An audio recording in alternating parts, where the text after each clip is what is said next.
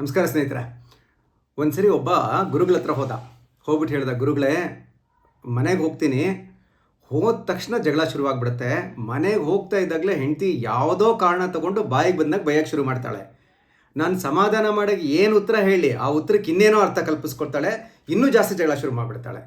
ಬರೀ ಬೈಸ್ಕೊಳ್ಳೋದೇ ಆಗ್ಬಿಟ್ಟಿದೆ. ನನಗಂತೂ ಯಾಕಾದ್ರೆ ಮನೆಗೆ ಹೋಗ್ತೀನಪ್ಪ ಅನ್ನಿಸ್ತಾ ಇದೆ ಗುರುಗಳೇ, ಇದಕ್ಕೇನಾದ್ರು ಪರಿಹಾರ ಕೊಡಿ ನನಗೆ. ಗುರುಗಳು ಸ್ವಲ್ಪ ಹೊತ್ತು ಯೋಚನೆ ಮಾಡಿ ಹೇಳಿದ್ರು, ನೋಡಪ್ಪ ಇದು ಸ್ವಲ್ಪ ಕಷ್ಟ, ಇದು ಪರಿಹಾರ, ಒಂದು ಪವರ್ಫುಲ್ ಮಂತ್ರ ಇದೆ, ಇರು ನಿಮಗೆ ಸರಿಯಾಗಿ ಅದನ್ನು ಹೇಳ್ಕೊಡ್ತೀನಿ ಅಂತ ಅಂದ್ಬಿಟ್ಟು ಸ್ವಲ್ಪ ಸಣ್ಣ ಸಣ್ಣ ಕಲ್ಸಕ್ಕರೆ ಇರ್ತಲ್ಲ ಬಿಳಿದು, ಆ ಕಲ್ಸಕ್ಕರೆ ತೊಗೊಂಡ್ರು, ಒಂದು ಹಿಡಿಯಷ್ಟು ತೊಗೊಂಡು ಒಂದು 10 ನಿಮಿಷ ಜೋರಾಗಿ ಮಂತ್ರ ಹೇಳಿದ್ರು ಕಣ್ಮುಚ್ಕೊಂಡು. ಮಂತ್ರ ಹೇಳ್ಬಿಟ್ಟು ಅಷ್ಟು ಕಲ್ಸಕ್ಕರೆ ಇವನ ಕೈಲಿ ಕೊಟ್ಟರು, ತಗೋ ಇದು ಭಾಳ ಪವರ್ಫುಲ್ ಮಂತ್ರ ಹೇಳಿ ಕೊಟ್ಟಿರೋ ಕಲ್ಸಕ್ಕರೆ.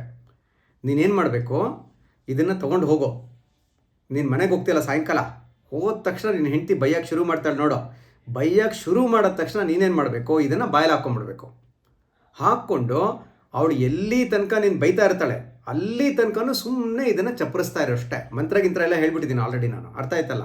ಅವಳು ಫುಲ್ ಬೈದಾದ್ಮೇಲೆ ನುಂಗ್ಬಿಡು ಅಷ್ಟೇ, ನುಂಗ್ಬಿಟ್ಟು ಸಮಾಧಾನವಾಗಿ ಇದ್ಬಿಡು ಅಷ್ಟೇ, ನಿನ್ನ ಪ್ರಾಬ್ಲಮ್ ಸಾಲ್ವ್ ಆಗೋಗುತ್ತೆ.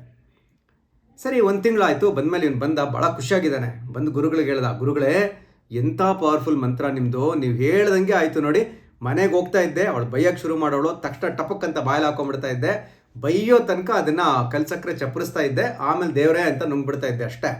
ಇವಾಗ ನನ್ನ ಹೆಂಡತಿ ಬೈಯೋದು ಕಡಿಮೆ ಆಗಿಬಿಟ್ಟಿದೆ, ಮನೇಲಿ ಜಗಳನೇ ಆಗ್ತಾ ಇಲ್ಲ ನೋಡಿ, ಸಮಾಧಾನವಾಗಿದ್ದೀವಿ ಅಂತ ಹೇಳ್ದ. ಗುರುಗಳು ಹೇಳಿದ್ರು, ಮುಟ್ಟಾಳ, ಅದ್ರಲ್ಲಿ ಯಾವ ಮಂತ್ರನೂ ಇಲ್ಲ, ತಂತ್ರನೂ ಇಲ್ಲ. ನಿನ್ನ ಹೆಂಡತಿ ಬೈತಾ ಇದ್ಲಲ್ಲ, ಒಂದೇ ಸಮಾಧಾನ ಏನು ಮಾಡ್ಬೇಕಂದ್ರೆ, ಹೆಂಡತಿ ಬೈದಾಗ ಬಾಯಿ ಮುಚ್ಕೊಂಡು ಸುಮ್ಮನೆ ಇರ್ಬೇಕು ಅಷ್ಟೇ. ಬೈಸ್ಕೊಂಡು ಏನಾದ್ರು ಉತ್ತರ ಕೊಡೋಕೆ ಹೋದರೆ ಪ್ರಾಬ್ಲಮ್ಮು, ಅರ್ಥ ಆಯ್ತಲ್ಲ. ನೀನೇನು ಮಾಡ್ತಾ ಇದ್ದೆ, ಅವಳು ಬೈಯುವಾಗ ಕಲ್ಸಕ್ಕರೆ ಚೀಪ್ಕೊಂಡು ಖುಷಿಯಾಗಿದ್ದೆ ನೀನು, ಸೀಗಿದೆ ಅಂತ. ಅವಳು ಬೈದು ಸುಸ್ತಾಗಿ ಸುಮ್ಮನೆ ಆಗ್ಬಿಟ್ಲು ಅಷ್ಟೇ. ಆಮೇಲೆ ಅರ್ಥ ಆಯಿತು, ಎಷ್ಟು ಬೈದ್ರು ಇವನು ಹಣೆ ಬರ ಇಷ್ಟೇ ಅಂತ ಬೈಯೋದು ನಿಲ್ಲಿಸ್ಬಿಟ್ಲು ಅಷ್ಟೇ.